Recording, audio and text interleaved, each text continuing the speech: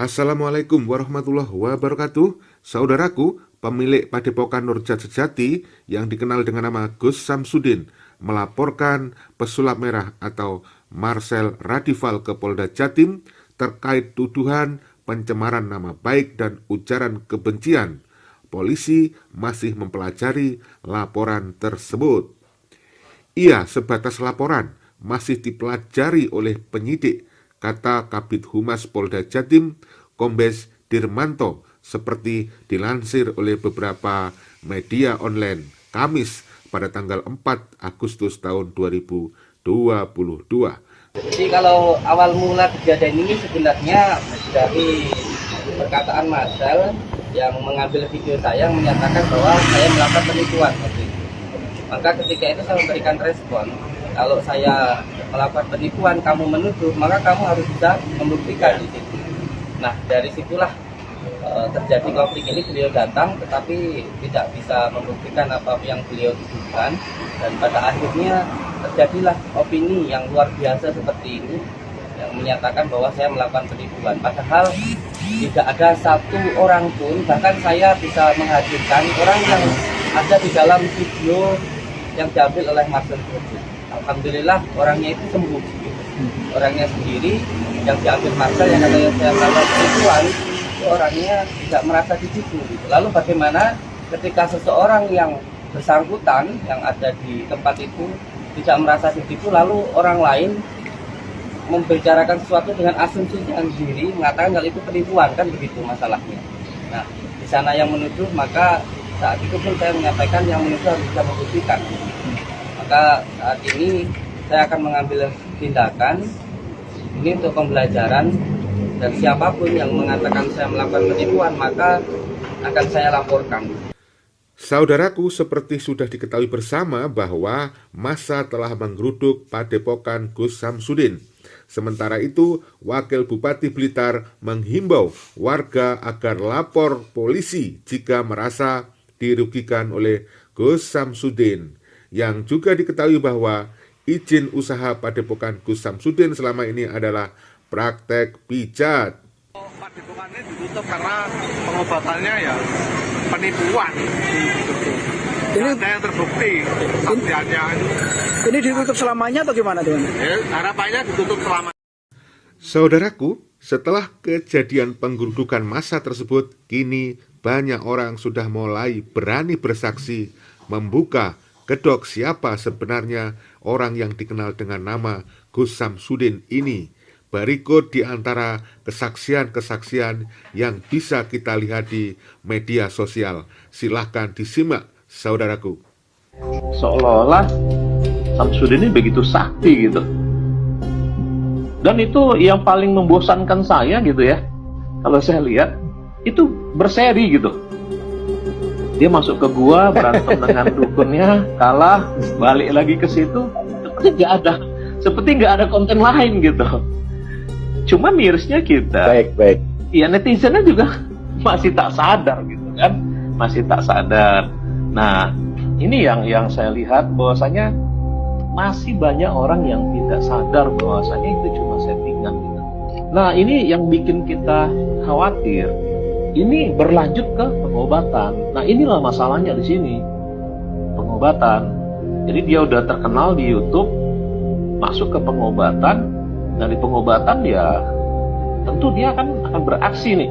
Apalagi dia juga bisa trik-trik sulap kan. Seperti sering itu kita lihat itu keluar keris gitu dari tangannya dia. Betul, kan. betul. Nah, ini real sulap yang seperti saya bilang. Ini real sulap yang dimainkan oleh pesulap-pesulap. Lalu mereka hanya mengemasnya aja nih. Samsudin mengemasnya dengan cara supranatural tadi, gitu. Sehingga meyakinkan seseorang, gitu Gus. Nah, contoh keris petir ya Gus ya. Keris petir yang terkenalnya memang namanya seperti itu. Itu sudah jelas-jelas kok. Memang kalau kita cari di Lazada atau kita cari di tempat sulap, ya memang ada. Pinternya Samsudin mengemas dengan cara seperti misalkan dilakukan untuk penarikan dulu nih, Gus. Penarikan pusaka sehingga orang itu percaya, ya kan? Lalu ya singkat cerita dinamakan keris petir. Saudaraku, berikutnya ini adalah pengakuan seorang ibu-ibu yang mantan pasien dari Gus Samsudin. Nah, dia mengaku telah dicabuli oleh Gus Samsudin. Nah, ini adalah pengakuan yang sangat mengagetkan dan tentu saja perlu diuji kebenarannya. Dan kalau memang ini menjadi sebuah kebenaran, maka Gus Samsudin akan bisa bernasib persis seperti Ustadz Guntur Bumi, harus berdiam di dalam bui atau di penjara.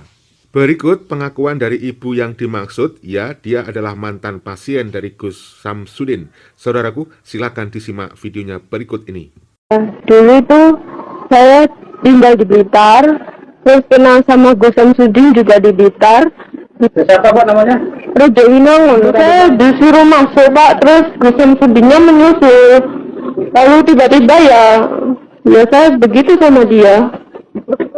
Dia bilang apa waktu begitu? Dia bilangnya ya buat ritual gitu, ritualnya biar mandi gitu. Biar Mandi ya, dia menjarap. waktu itu banyak menyesal enggak? Ya menyesal Pak, saya kan udah terlanjur percaya, jadi gak ada pikiran kemana-mana gitu. Nah, waktu setelah melakukan perbuatan itu, Samsudinnya itu janji apa ke Anda? Janjinya jodohnya malah dekat Pak. Dekat ya? Iya, Itu terjadi bulan Mei ya Pak? iya bulan Mei. Setelah kejadian itu berapa kali Pak? Anda lakukan? Ada 2 kali Pak. 2 kali? Iya 2 kali. Saudaraku, jadi kalau memang cerita dari ibu ini benar, maka kita berharap sang ibu yang merasa menjadi korban dan mantan pasien ini berani dan berkenan untuk melaporkan hal ini kepada kepolisian. Namun memang sangat berat bagi korban karena dia harus menanggung malu secara psikologis. Maka kita dukung, kita motivasi kalau memang dia benar, segera melaporkan hal tersebut kepada pihak kepolisian. Saudaraku, berikut ini adalah kesaksian dari sahabat dari Gus Samsudin itu sendiri. Ya, ini adalah kesaksian yang luar biasa dari teman dekat atau sahabat Gus Samsudin yang sering membantu Gus Samsudin. Saudaraku, silakan disimak. Kami klarifikasi dari Samsudin, pembelaan dari Samsudin itu banyak yang dipelintir, saya bisa menjelaskan nanti. Banyak yang dipelintir. Terus ini yang saya bahas ini terkait saya kok berada di sana bersama Bang Marcel. Itu kenapa? Itu karena saya mendukung 100% langkah Bang Marcel untuk melaksanakan agendanya, yaitu pembuktian di Padepokan Mursyid Sejati. Pembuktian apa? Kesaktiannya Samsudin itu betulkah ilmu beneran atau pakai media sulap? Inti poinnya itu, tujuan Bang Marcelnya itu pembuktian terkait kesaktiannya Samsudin atau trik-trik pengobatannya seperti transfer penyakit di kelapa muda, dipindahkan ke kelapa muda, keris petir, dan juga ilmu kebalnya. Banyak pokoknya, banyak batu getar, terus batu merah delima. Itu inti agendanya Bang Marcel, yaitu pembuktian. Dan dia mendatanginya tidak semata-mata langsung datang. Dia dapat undangan terbuka dari Samsudin lewat channel YouTube-nya. Siapapun orang yang kesana, itu kesana saja. Itu. Tapi ketika di sana itu ya sudah jenengan lihat semua kan. Yang menemui siapa? Pertama Bang Marcel kesana itu yang ditemui langsung kan satpam, penjaga pintu gerbang itu. Terus ada datang santrinya itu, Kang Pandawa kalau nggak salah namanya. Katanya suruh menunggu sebentar, namun nggak datang-datang, malah yang datang pengacaranya. Intinya banyak yang dipelintir lah kalau sama Samsudin itu. Klarifikasi dari Samsudin banyak yang dipelintir, yang perlu kami tegaskan seperti itu. Terus terkait saya kok berada di sana, itu memang betul karena kami mendukung pembongkaran ini, karena kami mengetahui trik-trik pengobatannya Samsudin itu yang keluar minyak asap dari kepala kayak mengobati Faiz, itu ya memang memakai media sulap, minyak asap sulap. Terus kelapa muda itu juga memang betul-betul congkel dulu kelapanya, bagian ujungnya itu terus dimasukin paku lah, darah lah. Ya yang saya bilang di konten saya itu ya seperti itu. Dan pengetahuan saya itu informasi bukan cuma dari tangan kanan Samsudin atau mantan santrinya Samsudin, tapi dari istrinya juga mengakui bahwasannya keris itu belinya di mana. Itu yang menunjukkan tempat belanjanya itu ya istrinya Samsudin. Nah saudaraku, berikut ini adalah pengakuan dari mantan kameramen Gus Samsudin. Tentu dia sangat mengenal situasi dan kondisi pada saat syuting. Nama mantan kameramen Gus Samsudin ini adalah Rizky Prada. Nah Rizky Prada pernah membuat pengakuan yang viral ya di video itu. Namun video Rizky Prada sekarang sudah dihapus dari channel YouTube milik Rizky Prada tersebut. Nah, silakan disimak berikut rekaman dari suara Rizky Prada tersebut. Jadi gini, seminggu sebelum Rizky keluar dari tempat itu, Rizky sempat dapet telepon dari salah satu pasien. Ya, dia TKI di Malaysia. Dia pernah memesan satu barang dari tempat itu. Ketika sampai di sana, dia sudah berusaha keras untuk wirid, untuk tawasul, namun nggak ada hasilnya sama sekali ya, kata si orang tersebut saat telepon Rizky. Namun Rizky mungkin cuman nganggapnya mungkin memang kamunya aja yang nggak sungguh-sungguh, hanya ingin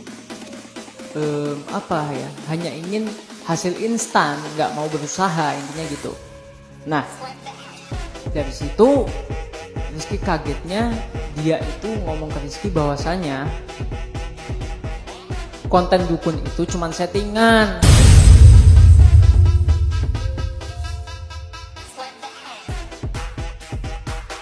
Akhirnya Rizky tanya, maksud Anda ngomong kayak begitu itu apa? Ya, maksud Anda ngomong kayak begitu itu apa? Dia menjawab, ya emang konten itu kan settingan.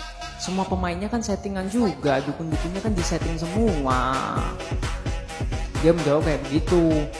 Nah, akhirnya Rizky menjawab dengan sopan aja lah ya, dengan sopan. Tapi dia terus memancing. Dan dia melemparkan pertanyaan terakhir yang mungkin cukup pedes untuk Rizky pribadi ya. Dia itu ngomong begini, lo itu goblok, lo itu tolol, ya, lo itu udah ditipu, masih aja mau di sana, ngapain? Dan intinya gue itu cukup kesal sebenarnya sama orang itu ya, dan pada akhirnya Rizky tanya, maksudmu apa? Ngomong kayak begitu tuh maksudmu apa? Maksudmu apa? Saya bilang gitu. Dia jawab pertanyaan terakhir itu dengan kata-kata yang menurutku nggak etis lah ya. Dia itu ngomong begini, lo itu anjing yang udah dibodohin. Ya, lo itu goblok, tolol. Ya, ngapain lo harus di sana? Ngapain lo harus ke sana? Ya, lo itu goblok beneran. Ngapain? Gitu loh. Pengobatan, goblok, pembersihan, tolol, dukun, settingan. Dari situ gue bimbang ya. Gue bimbang karena bimbangnya itu bukan karena gue gimana ya, intinya gini lah, intinya itu gue itu kayak orang gila yang cuman bisa dikata-katain sama orang itu. Nah pada akhirnya gue ditelepon sama salah satu orang orang dalam tempat itu, ya, orang dalam tempat itu, gue nggak mau nyebutin namanya. Dia ngomong ke gue, apa yang diomongin sama orang itu tuh bener. Nah, dalam hati gue gini, masa sih, ya, masa sih, apa yang diomongin itu masa sih? Sampai pada titik terakhir, yaitu ada satu YouTuber yang mengupload video tentang komunikasi antara si YouTuber ini sama si oknum inilah, intinya gitu. Ya. Jadi di dalam perbincangan itu debat lah intinya, ya, debat tentang A, B, C, D, E, F, G, A sampai Z lah intinya gitu. Nah, dari situ gue menyimpulkan masa sih kayak begini? Ya, masa sih kayak begini? Mungkin di next video gue bakal ngundang orang itu, ya, buat konfirmasi di sini. Maksudnya apa? Ya, maksudnya apa? Jadi intinya Rizky nggak di tempat itu lagi karena ya itu tadi, yang pertama Rizky pengen mencoba hal baru, pengalaman baru. Yang kedua memang ada problem yang nggak harus Rizky buka di publik. Bukan nggak harus, memang belum saatnya Rizky buka di publik, ya. Mungkin nanti di next video Rizky bakal bikin Q&A lagi, ya. Oh, gini aja, tulis di kolom komentar kalian tanya apa, nanti di next video bakalan gue jawab bersama narasumbernya nanti, ya. Oke, mungkin gitu doang dari pertanyaan itu, ya. Dari pertanyaan itu kesimpulannya yaitu tadi, yang pertama gue pengen mencoba hal baru, yang kedua memang ada problem di sana, intinya gitu, ya. Oke guys, thank you banget udah nonton video ini, ya, dan anggaplah video ini hanya sebagai hiburan semata, ya. Jangan menganggap video ini adalah video yang apa ya, bisa dibilang kayak provokasi, bukan, ya. Gue membuat video ini cuma untuk hiburan aja, ya, Wes lah, pokoknya intinya gitu, ya. Oke, terakhir nama gue Rizky. Assalamualaikum warahmatullahi wabarakatuh.